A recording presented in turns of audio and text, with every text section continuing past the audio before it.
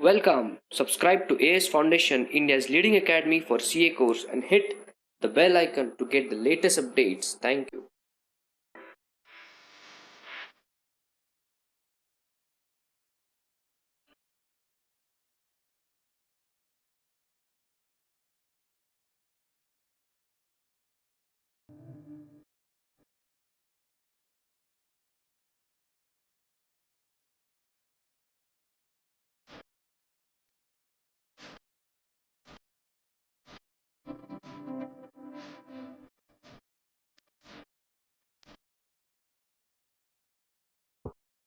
Now please come to one more example on diluted or anti-diluted EPS.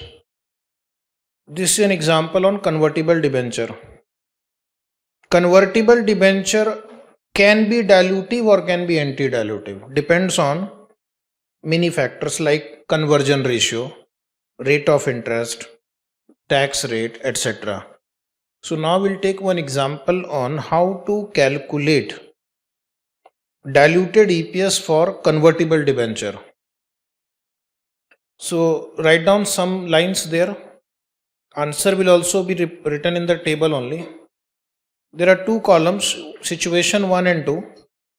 Net profit for 2014-15 is printed 7,50,000, 7,50,000, number of share 1,50,000 and 1,50,000.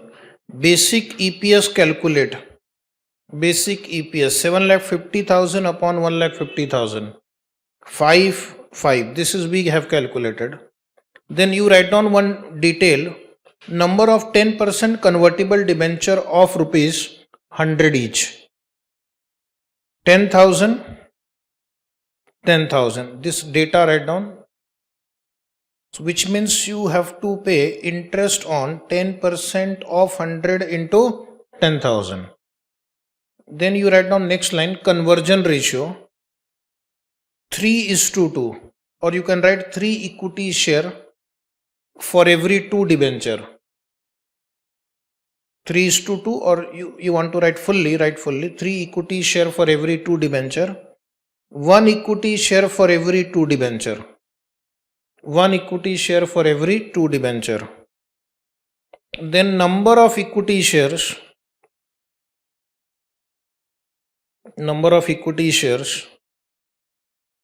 on conversion. Now this you have to calculate. 3/2 into 10,000 is 15,000. 1/2 into 10,000 is 5,000. Next, calculate interest. You have to do yourself. Interest expense. 10% of 100 into 10,000. 1 lakh and 1 lakh. Next, income tax relating to interest at 35%. 35,000, 35,000. Now, my point is, let us understand now. Stop writing. If you convert debenture into share, what will be the net effect on the profit? Profit will increase by 65,000. Number of share will increase by 15,000, and in second situation 5,000. Now write down below adjusted net profit for the year. So 7,50,000 plus 65,000, 8,15,000, situation to 8,15,000. Total number of shares 1,65,000, 1,55,000. Total number of shares. Revised EPS that is 4.94. 8,15,000 divided by 1,65,000. 5.26. Effect.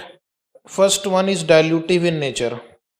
The reason the EPS has reduced from 5 rupees to 4.94. Second is anti-dilutive in nature. That is 5.26.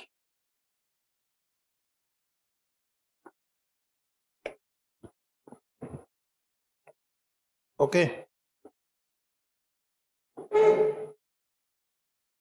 So now how will you report your EPS?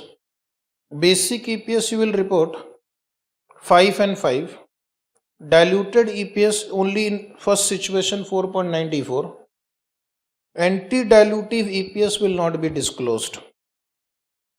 Okay, question number 18. Write homework. Question 18, answer I have given. You will try and solve it as homework. Now next we will see the effect of share option on calculation of diluted EPS. Share option, share warrant, any such instrument where we will receive some cash. Where we'll receive some cash. In the previous example, convertible debenture, we are not getting cash on conversion. But if you have issued options or warrants, option, warrants, or any other instrument, then we will first see how many options are there. Okay. Let us, for example sake, write 1 lakh. Then we'll see what is the fair value. Suppose 80. And what is the exercise price at which the option or warrant can be exercised. Let us say 20. It means I am not issuing everything for free and I am not charging the fair value also. So I have to divide this 1 lakh into two parts. Shares that will be issued at fair value. Shares that will be issued at fair value. Now for that the calculation will be number of option into exercise price upon fair value. Number of share into number of option into exercise price upon fair value. Reason is like this. If I issue 1 lakh share at 20 rupees, I will raise 20 lakh rupees. But if I issue the same share at market price, to raise 20 lakh rupees, I don't need to issue 1 lakh share at 80 rupees. How many shares I need to issue at 80 rupees to raise 20 lakh? 25,000. It means now out of 1 lakh share, we are issuing 25,000 shares at fair value. So this will be issued in future. Your resource will increase, number of share will increase for 25,000 share. This will be ignored. This will be ignored because in future my number of share and my resource both will increase for the same value. But I am actually going to issue 1 lakh share. So now I will calculate shares issued. What should I write? Free of cost or without consideration? Okay, without consideration. In the exam you use the term without consideration. 75,000. Is it right? 75,000. This will be required for diluted EPS calculation. Answer is simple. In future, your number of shares are going to increase by 75,000 without a corresponding increase in the resource. So therefore, this will be used for diluted EPS calculation. Okay. So everything I have written in the note. There is a formula also I have written. Number of shares issued for consideration. Expected issued proceed upon fair value. Expected issue proceed means number of option into exercise price. And then divide the total number of share in the diagram into two parts. Shares issued for consideration, ignore, and shares issued for no consideration, consider. Now solve this example number 19 printed below. ASF Limited has given option to its employees to subscribe 1 lakh equity share at rupees 15 within a period of 1 year. At present, the fair value is 25. Company has 5 lakh shares outstanding. Net profit is 16 lakh. Find basic and diluted EPS. Solve in the question book only. Write there first basic EPS. Point number A, net profit. Write net profit. How much is net profit? 16 lakh. Point B, weighted average number of share. Write 5 lakh. Weighted average number of share 5 lakh. Point C, basic EPS 3.20. Now you write down below diluted EPS. Under that write number of shares issued without consideration we have to calculate. Shares to be issued under option write 1 lakh. 1 lakh. Number of share that would be issued at fair value 1 lakh into 15 divided by 25. 60,000. Therefore, shares issued without consideration you will write 40,000. You will write 40,000 and below that diluted EPS write 16 lakh divided by 5 lakh 40,000. 16 lakh divided by 5 lakh 40,000 is 2.96. Okay, is the answer matching? Now the next interesting part of this chapter is sequence of considering such potential ordinary shares. What is the meaning of sequence? Suppose if there are many potential share, how will you calculate diluted EPS? I am asking you a question and you see whether it is right or not. Suppose we have in our balance sheet convertible debenture also, convertible preference share also, option also, and then my accountant says, sir, this calculation is very easy. Diluted EPS equal to, he is saying me, take profit for basic EPS calculation, add interest, you only taught us, add interest on convertible debenture saved, minus tax on interest lost, add preference dividend saved on conversion of preference share, add tax on preference dividend saved, divide by weighted average number of ordinary share for basic EPS plus shares issued to convertible debenture holder, shares issued to preference shareholder plus shares issued without consideration to option holders. So I am very happy my accountant has become so smart. Is it right? Is it right? Is it right this formula for diluted EPS if I have 3 potential shares? No. Why? What is wrong in this formula? Why it is wrong? This is wrong. Because there may be some potential share, let us say preference share, which may be anti-dilutive. And some preference share, let us say debenture, may be dilutive. If I take both of them together, so indirectly you are considering anti-dilutive instrument also. They may dilute the effect of dilutive instrument. Okay. Anti-dilutive will dilute the effect of dilutive instrument, nullify the effect of dilutive instrument. So we will not get a maximum possible dilution in the EPS. So therefore the standard here applies the concept of prudence. You don't add all of them together. You go in the sequence.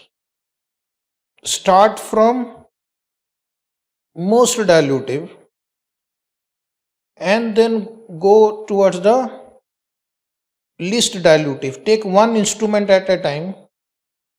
The starting will be the most dilutive instrument and then you move towards least dilutive instrument. As long as your diluted EPS is falling, keep moving, and the moment start rising, stop here, and this would be your diluted EPS. Okay, so the lowest EPS would be your diluted EPS. Then the question will be how to identify which is the most dilutive EPS. Calculate incremental EPS to identify most dilutive and least dilutive potential share. That is your, in simple terms, incremental profit. Of course, after tax implication upon incremental number of shares. So consider for each instrument by what amount the profit will be affected, by what amount the number of shares will be affected. Calculate it. For example, for convertible debenture it comes to 2. For convertible preference it comes 3. For options, let us say it comes 0. So then what I'll do, I will rank them in the order of dilutiveness. So which one will get first rank? The one which is most dilutive. Lowest incremental EPS is most dilutive, because here the increase in EPS would be much lower compared to the others. Then rank 2 and rank 3. And then what I'll do in calculating diluted EPS, first I will take the option. After adding option, if my EPS goes down, I will add convertible debenture. If again my EPS falls, I will add convertible preference share. In our example, we have taken the 3 instrument for discussion. Sometimes they can give you 2, sometimes 3, sometimes 4, like this. Okay. Now we'll solve one example number 20 to have a better idea how to apply this principle in theory. Principle in practice. Theory in practice now. XYZ Limited has 10 lakh outstanding shares and net profit is 35 lakh. The average fair value of the share during the year is rupees 75. Where will this be required? In calculation of shares issued without consideration of options. In case of option, not for right share, for option, because there is no right share in the problem. The company had issued following potential equity share: 1 lakh 10% preference share of 100 rupees each to be converted into 2 shares, options to subscribe 2,50,000 equity share at rupees 60 each, 2,12% convertible debenture of rupees 100 each to be converted into 3 shares. Find out the basic and diluted EPS. Given that corporate dividend tax rate is 10% and the income tax rate is 30%. Where will you apply this corporate dividend tax rate? In preference share. Okay, because you are going to save not only dividend but also the tax on dividend. And where will you apply that income tax rate 30%? On tax shield on interest calculation. So you have understood which number will be used when. How many potential shares are there in this problem? 3. So first we need to find out the most dilutive and the least dilutive potential share. For that, complete working note 1 in your book. First working note 1 is incremental EPS. Incremental EPS. First column is particulars, increase in earning, increase in share, incremental EPS and rank. So in your book, first come to options. Options. 2,50,000 options were given and the issue price is 60, market price, fair value is 75. So out of 2,50,000, for 2 lakh shares I am going to raise funds. Remaining 50,000 will be free of cost.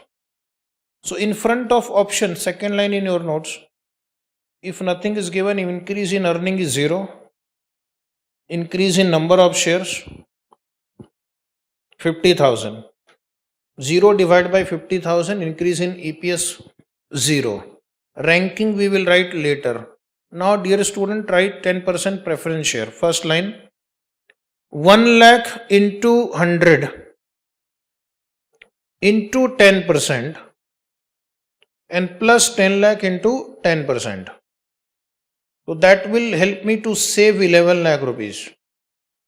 10 lakh towards dividend and 1 lakh towards tax on dividend. 11 lakh rupees is the total increase in earning, and you will have to issue 1 lakh into 2 lakh shares. Increase in earning 11 lakh, increase in share 2 lakh, incremental EPS 5.5. Then you try debenture. 12% convertible debenture. 2 lakh into 100 into 12% is your interest saved. Minus 30% of interest saved is 16 lakh 80,000. Divide by 6 lakh. Why 6 lakh? In bracket 2 lakh into 3. So therefore your incremental EPS is 2.8. Rank them. The lowest incremental EPS rank 1. Then rank 2 to debenture. And rank 3 will go to preference share. Okay, lowest rank 1. I wish our institute also would have given ranking like this. Everybody would have come first rank. Then there would be competition there also. Now solve. Calculation of diluted EPS.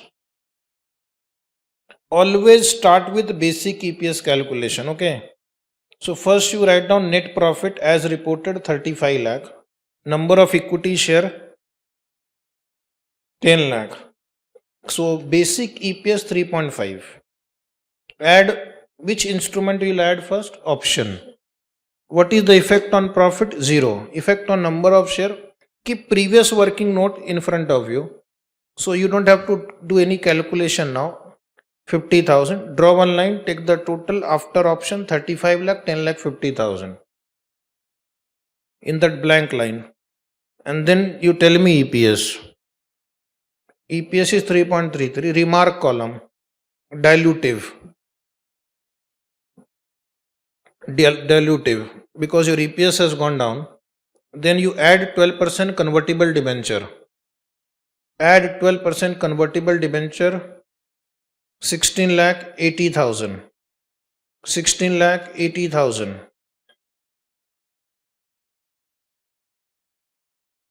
Number of equity shares 6 lakh. After debenture 51 lakh 80,000. 16 lakh 50,000. 3.14. Remark dilutive. Dilutive. Should we move one more step now? Yes, because your EPS is decreasing. EPS is decreasing as I am adding more and more potential share. So keep moving. Next line. Add preference share. If you add preference share, profit will go up by 11 lakh already calculated. Number of share will go up by 2 lakh. Therefore, after preference share, 62 lakh 80,000, 18 lakh 50,000, 3.39. Remark right, anti-dilutive. And after that, you have to write a summary in the answer. What is the summary? You will write basic EPS 3.50, diluted EPS 3.14.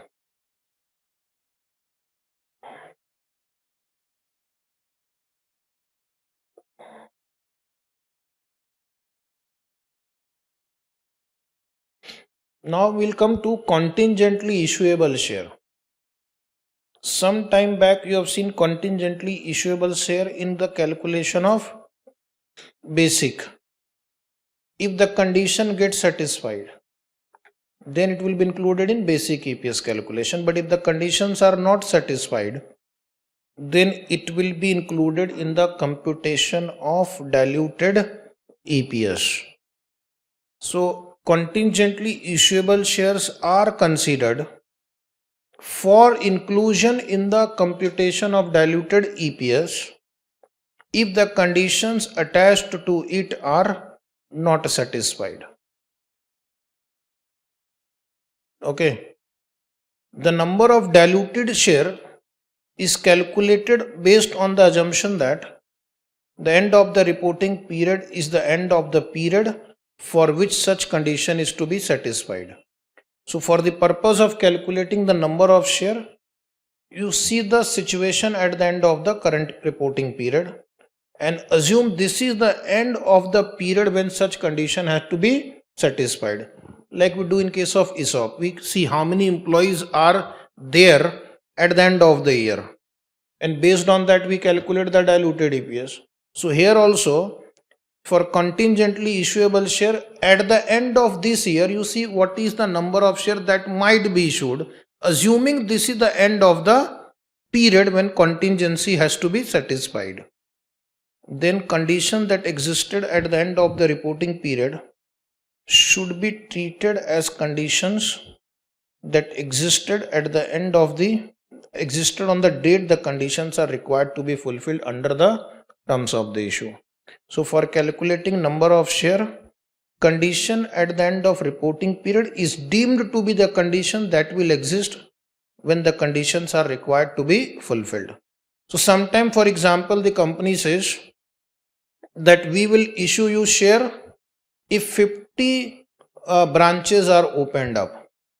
Then on the basis of condition at the end of the year, you will calculate the number of potential share that will be issued. Now I am going to explain this with the help of a small example designed for you. See, it is a good example on how to apply contingently issuable share. Shares will be issued on satisfaction of some condition.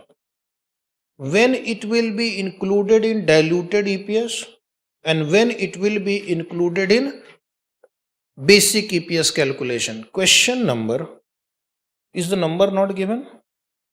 Given. Okay. So numberless question. On 1/4/14, X Limited acquired Y Limited in a business combination of a share settled deal. It issued 200,000 shares, means 2 lakh shares.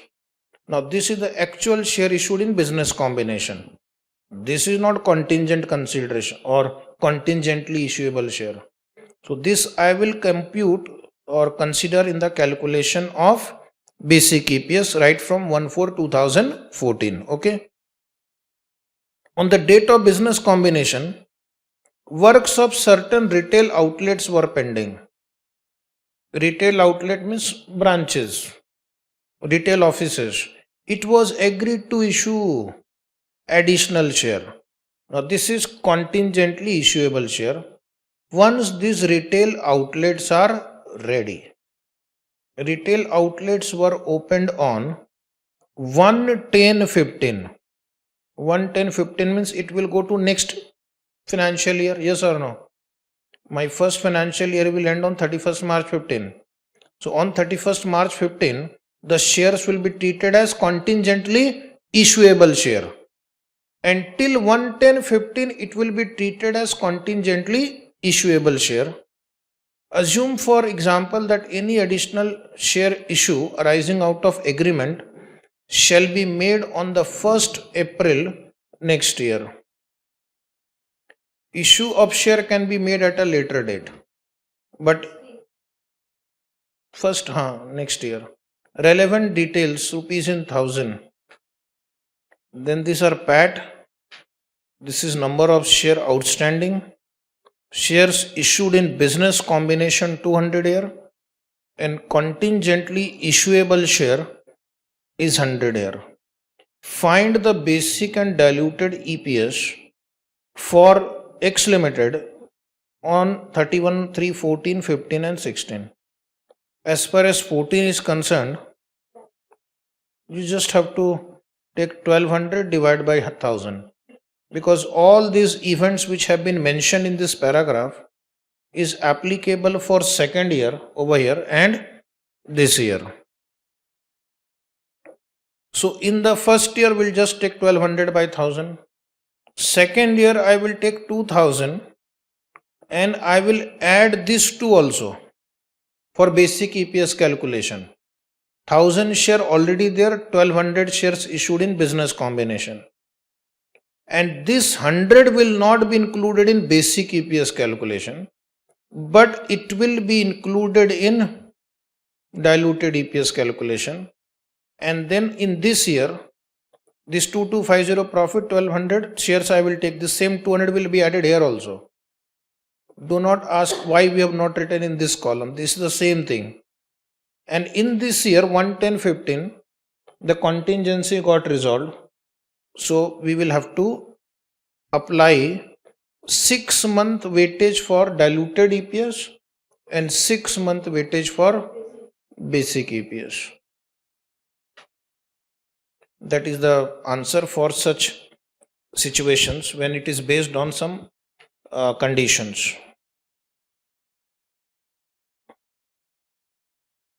Now, dear student, write calculation of basic and diluted EPS. Calculation of basic and diluted EPS.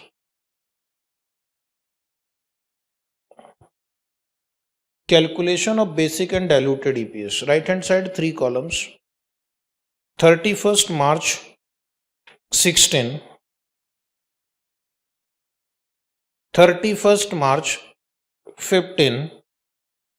And 31st March 14.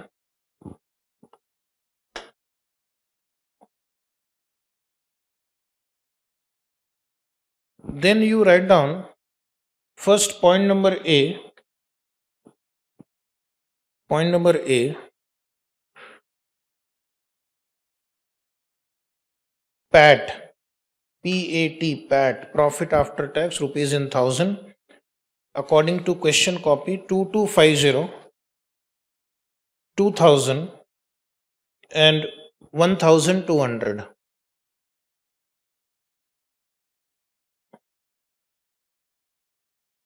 Number of share outstanding. Number of share outstanding. Now you see the understanding part is you start in reverse order first. You have 1000 share here. You have 1000 share here in the beginning, and then in this year we issued 200 shares in business combination. Shares issued in business combination 200. So my opening balance in this year becomes 1200. Okay, this 200 shares have already been issued in this financial year, so my opening balance is 1200. And then you have to add follow up share issue in business combination. Follow up share issue in business combination means once the condition of retail outlet got satisfied, which got satisfied on 1st of October, that means after 6 months, then from 1st October till end of the year there are 6 months. 6 months it will be used for basic EPS calculation. 100 into 6 by 12, 50. This 50 will come here only, it will not come in the other 2 column. As on 110-15 the condition was satisfied.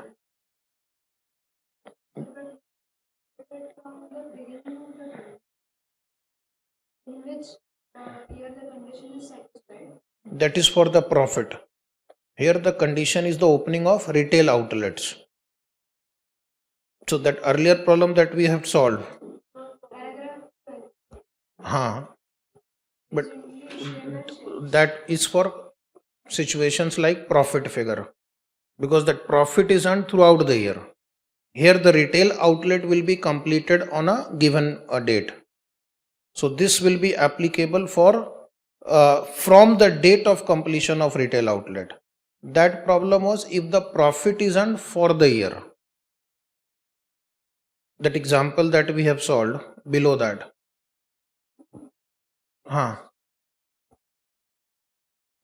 Here it is based on a specific event of opening of retail outlet. So we will count it from the date of completion of the retail outlet. There the condition which we solved that example was based on the profit figure.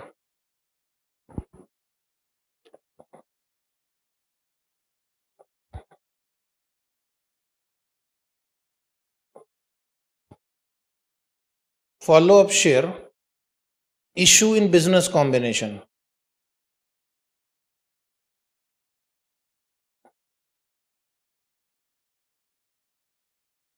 See, the standard has a lot of so many minute details. That means for profit you have to do this, for MPS you have to do this, for this you have to do this.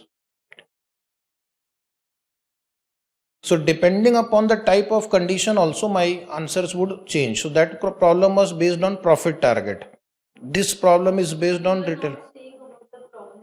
I know there is a statement, but the notes are edited. Original text contains many sub conditions.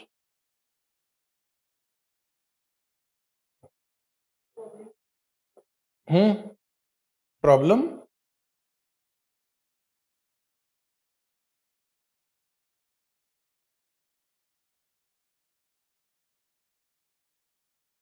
Outstanding share for computation of basic EPS. Add 1200 plus 50, 1250. 1200 and 1000. Now you add contingently issuable share.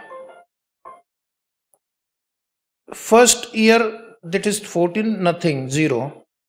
Second year no condition was satisfied 100. Third year up to 110 15 you will put it in the diluted EPS calculation. So proportionate calculation 600 into 100 into 6 by 12. So 50 will come in dilutive first 6 months, then 50 will come in basic calculation.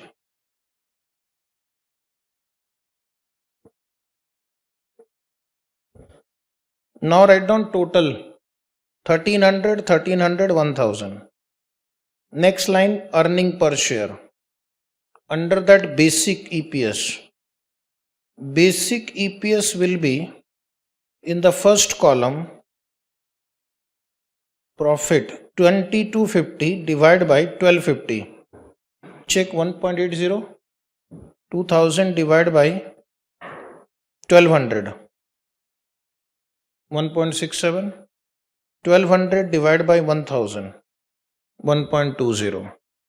Then diluted EPS 2250 divided by 1300. 1.73. 2000 divided by 1300.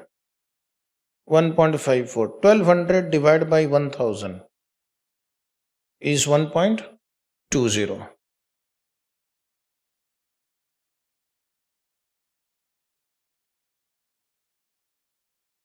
Next paragraph. Case of contract that may be settled either in cash or in ordinary shares. So what is this item? Here there are contracts which have two options. One, it may be settled in cash, and second, it may be settled in shares. Okay. So again the calculation depends on who has got that option, entity or the counterparty. First is entity has the option.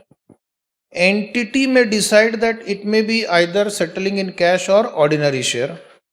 So the standard says it is presumed that contract will be settled in ordinary share. Underline. if the entity has the option, then for the purpose of EPS calculation, the IFRS says, and it is assumed that entity will settle in ordinary shares. When the standard was getting drafted, many people said, let us put two things here.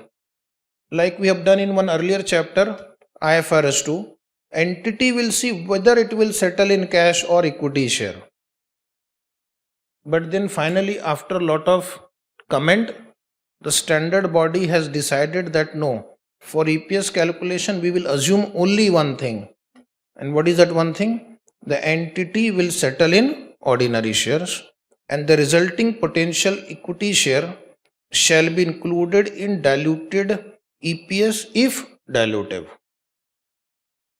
This is different from your IFRS 2, where it was given that entity may settle in cash or equity share. And for cash settlement, one has to see the past track record, whether law prohibits you to issue equity share. The standard says no, only one choice. You assume share issue.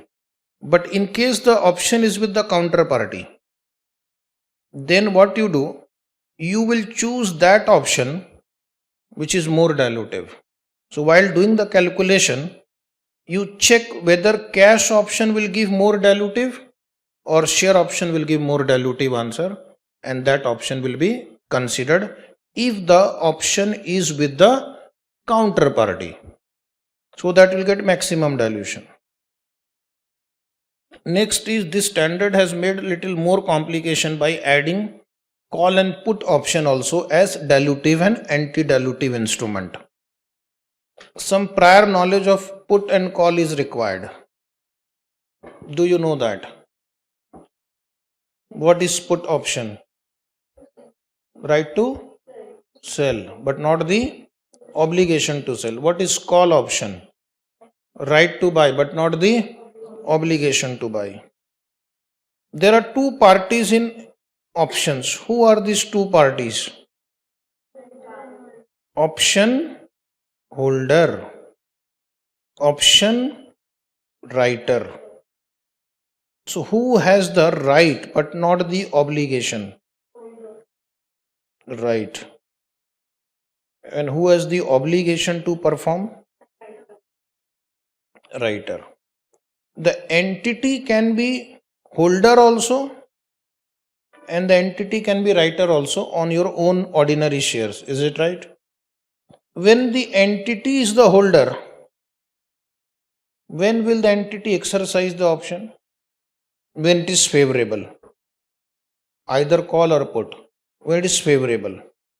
And when you are going to exercise option when it is favorable to you, it will be anti-dilutive. I am going to solve one example to prove this number. But prima facie, you remember, if entity has purchased the option, means entity is holding the option, then the options will be anti-dilutive. Because entity will exercise the option only if it is favorable to the entity. Favorable means it will either pay less cash and get more share. Is it right? It will pay less cash and get more share, or issue less share and get more cash. Issue less share and get more cash. Pay less cash and get more share, or pay less share and get more cash. That depends on whether it is call or put option. So first we will solve one example on put. Is the answer written? No. Solve yourself. Put option on own share. An entity has entered into a put option contract on 10,000 share at an exercise price of 100. Market price is rupees 90. Shares are, or write down the question is, calculate the potential shares. Calculate the potential. It is written in the book. Find out the potential shares. First 30 seconds will be given to you to try your luck.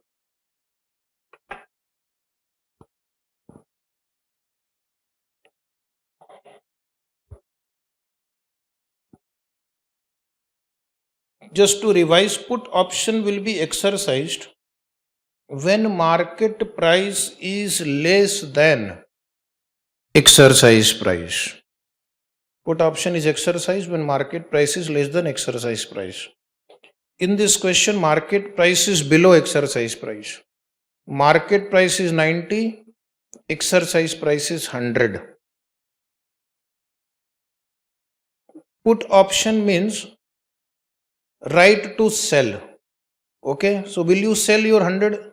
Will you sell 10,000 share at exercise price of 100? Yes. So is it dilutive or anti-dilutive? But how do you prove it is anti-dilutive? You are going to sell 10,000 share and you are going to receive cash 10 lakh rupees, correct? You have a right to sell at 10 lakh, but the market price is 90 rupees only. So you should have received 9 lakh rupees. You should have received 9 lakh, but you are receiving 10 lakh. So you are issuing 10,000 share and you are receiving more cash. More cash means 1 lakh rupees more. Is it right? So 1 lakh rupees more received means you will be able to add more to your profit. If your profit goes up, it is anti-dilutive. That is one way of understanding. But in case if they ask you calculate the potential share, so write down the answer. Shares issued without consideration is equal to, now in this example I am going to issue 10,000 share. So 10,000 minus shares issued for consideration, 10,000 into exercise price upon market price. Is it right? Shares issued for consideration formula is number of share into exercise price upon fair value. So you will find that your calculation gives a negative answer. If the calculation gives you a negative answer, it means the option is anti-dilutive. If your answer is negative, you will write anti-dilutive. And those who want to write one more point, you can write below. It means you are selling 10,000 share, but receiving consideration for 11,111 shares. You are selling 10,000 share, but you are receiving funds 10 lakh rupees, which is for 11,111 shares. So increase in resources is more than increase in number of shares. Increase in resources is more than increase in number of shares.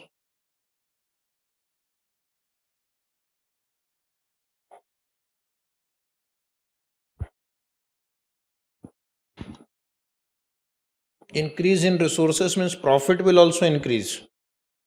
Number of share will also increase, but the profit will increase more. So if the profit will increase more, it is anti-dilutive. Now another example, call option on own share. Call option means right to buy but not the obligation to buy. If you are holding call option, it means you will exercise the call option when market price is more than exercise price. Call option is a negative potential share. Call option is a negative potential share. Sir, what is negative potential share? It means we are buying back the share. We are buying back the share. Call option is a negative potential share as it amounts to buyback of share. Solve one example. Suppose an entity has entered into call option on 10,000 share at exercise price of rupees 100. Market price is 110. So my question is find out the potential share. First you will try Apply the same formula. Formula for shares issued with consideration number of share into exercise price upon market price.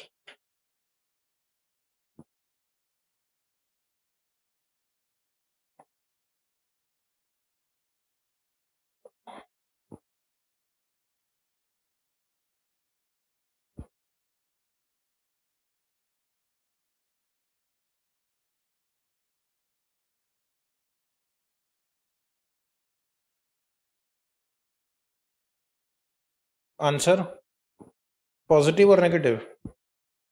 Negative. Is it negative? Sure. So the answer is dilutive potential share will be, first you write here minus 10,000. Why minus 10,000? Because call option on own share is like buying back of share. So my formula will be changed slightly. This time I will write minus 10,000. I am buying back 10,000 and I am paying for these many shares. So I am paying for less number of share and I am buying back more share. This answer comes to how much? This what is printed in bracket? 10,000 into 100 by 9091. So you are actually buying back 10,000 share. So your number of shares will reduce by 10,000. But the payment you are making is only for 9,091 share. Resources will not fall for 10,000 share. Resources will fall only for 9091 share. So that additional resource will add to the profit. Is it right? You are reducing share by 10,000, but you are making payment only for 9091 share. So what about that remaining funds which you saved? That will add to your profit. So this is anti-dilutive. And then you write a note. It means you are buying back 10,000 share, but paying for 9091 share. Done. Therefore, decrease in number of share. Therefore, decrease in number of shares is more than the decrease in resources. Decrease in number of shares is more than the decrease in resources.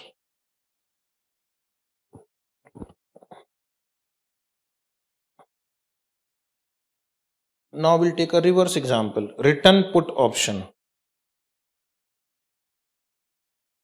One more. Tomorrow? Why? Just one small example. Okay, we'll continue on Monday because it will require one long problem also.